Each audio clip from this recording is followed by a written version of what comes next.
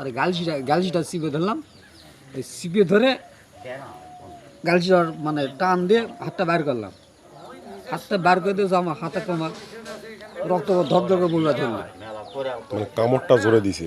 হ্যাঁ, রক্ত যখন বলবা ধরলি তখন আমি হাতটা চিপে ধরলাম। আর ওই লোকটা কইছে তার কুদালটা খেলে আমাকে দে, তার চোট মারি।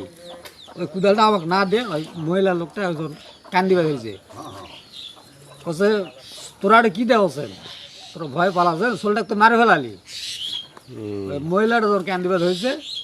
তখন আমাকে আমি ছাড়ে দিয়ে শিয়ালটা যখন নবাক বলে যখন দৌড়াছে তখন আমি কছি বাড়ি মাছ, তখন একটা বাড়ি মাথার বাড়ি মারলি। ওই লোক কামড়ে বেদনে দৌড়াছে। হয়, আমাকে তো আগে মিথ্যা করেছে। করে ওই লোক দৌড়াছে। ওই লোক দৌড়াছে, ওকে কছে আমি তাও কছি কুদালটা আমাকে দে। তখন ওই মানে ভয়ে মানে ওরা ধতবন্ধ হয়ে গেছে, শোলটা একদম তো মারে ফেলাইছে। তারপর আমি কিন্তু খুব চেষ্টা দিয়ে উঠেছি। উঠার পর ওই লোকটা যখন দৌড়াছে তখন আর মুখটা একটা বাড়ি মারো, এক বাড়িতে আমাকে পড়ে গেছে। পড়ে যাওয়ার পর ফির বাড়ি বাড়লি। কারণ ওর বউ বাগান আমাকে শিখেছে, কছে বা তুই দৌড়া, হাসপাতাল দৌড়া।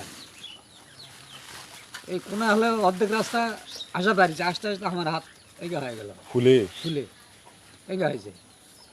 হাত যখন ফুলে গেল এই অবস্থা, হাতটা চিপে ধরে এসে আমার ব্রিজে তাই পড়ে গেছি।